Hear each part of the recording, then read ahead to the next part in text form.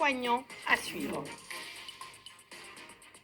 Et notre focus de ce soir s'intéresse à l'UNESCO qui célèbre cette semaine la richesse des cultures africaines et s'interroge sur la restitution du patrimoine. L'Afrique veut faire entendre sa voix dans les hautes sphères de la diplomatie culturelle. Le Congolais Firmin Edouard Matoko, fin connaisseur de l'organisation et candidat au poste de directeur général, il est notre invité.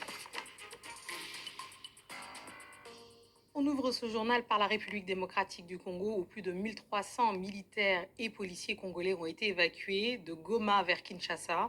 Ces forces s'étaient réfugiées sur une base de la MONUSCO depuis plus de 3 mois après la prise de la ville par les rebelles. Les précisions avec notre correspondante Aurélie Bazara Kibangoula. Les négociations pour l'évacuation des plus de 1300 militaires et policiers congolais et leurs familles ont duré plusieurs mois. Alors ces évacuations n'ont pas pu se faire par l'aéroport de Goma. D'abord parce que le M23 s'y était opposé, mais aussi parce que l'aéroport n'est toujours pas fonctionnel. Il a donc fallu quitter Goma par convoi routier, accompagné par la MONUSCO et la Croix-Rouge internationale, puis partir en hélicoptère et en avion. Alors ces militaires et policiers désarmés avaient trouvé refuge dans les bases de la mission onusienne après la prise de Goma par la FCM 23. Ils y étaient bloqués depuis fin janvier. Il y a évidemment des enjeux sécuritaires. Il fallait négocier au préalable avec toutes les parties au conflit des garanties sécuritaires pour les équipes qui traversaient plusieurs zones de contrôle différentes et y compris une ligne de front. La MONUSCO explique que l'opération était complexe car elle s'est faite dans un contexte sécuritaire difficile. Des affrontements sont régulièrement signalés dans le nord Kivu et le sud Kivu, malgré des accords de cessez-le-feu et des négociations de paix en cours. Cap ensuite sur la Guinée où une série de féminicides a bouleversé l'opinion ces dernières semaines. 3 femmes tuées en une semaine dans un contexte où les violences faites aux femmes restent souvent tues. Mais sur place, des voix s'élèvent et certaines victimes trouvent le courage de parler. Un reportage signé Malik Diakité, Aminatou Diallo et Sarah Sakou. Mon mari, il est en train de me battre et j'ai pas de paix à la maison.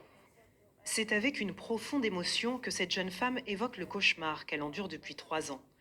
Mariée de force à 14 ans par sa famille, la victime a quitté le domicile conjugal et s'est réfugiée chez des proches.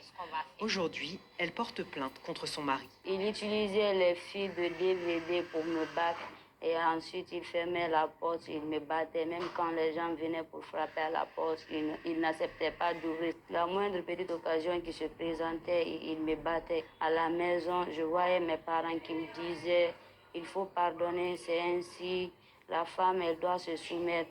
Début avril, en l'espace d'une semaine, 3 femmes sont mortes sous les coups de leur conjoint. Des drames révélateurs de l'ampleur des violences faites aux femmes en Guinée, selon les ONG, qui ont intensifié leurs actions de sensibilisation. Il y a des femmes qui sont tuées par leur mari, des femmes qui sont battues, des femmes qui en fait subissent des violences qu'elles n'osent même pas en parler. Donc je pense que la situation elle est alarmante, donc il est plus qu'urgent pour nous d'agir et nous sommes là pour les écouter, les accompagner dans la quête de la justice. Le pays survivante de violences basées sur le genre, soutien médical, psychosocial, juridique sont offerts aux victimes. L'un des plus grands freins à cette lutte reste toutefois l'impunité. Et c'est ce que nous voulons arrêter. Parce qu'il faut que les agresseurs soient punis à la hauteur de leur forfaiture. Sinon, ça va continuer. C'est trop facile de commettre et puis de venir demander pardon. Mais derrière ça, il y a une vie qui est détruite.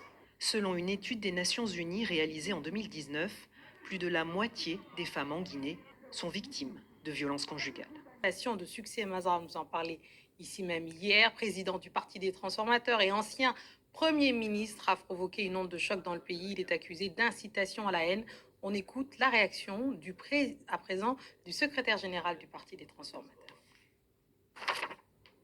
Le Parti des Transformateurs, qui a toujours eu pour credo l'action citoyenne pacifique et la préservation des libertés fondamentales des Tchadiens, tient à exprimer ici sa vive inquiétude face à cette action brutale menée en dehors de toute procédure judiciaire connue et en violation flagrante des droits civiques et politiques garantis par la Constitution.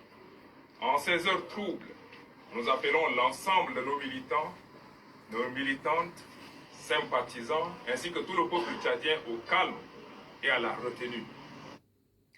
À Tripoli, dans la rue, de violents affrontements éclatés entre groupes armés rivaux après la dissolution annoncée de la force Rada, une décision du Premier ministre libyen Abdelmahid Daibar qui a ravivé les tensions sur la place des Martyrs. Des manifestants en colère dénoncent ce qu'ils appellent une agression injuste. La communauté internationale appelle à la désescalade.